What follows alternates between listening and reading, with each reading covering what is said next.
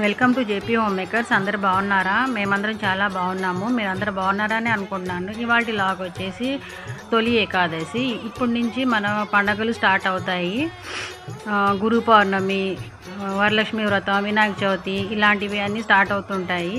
ముందుగా మీకు మీ కుటుంబ సభ్యులందరికీ తొలి ఏకాదశి శుభాకాంక్షలు.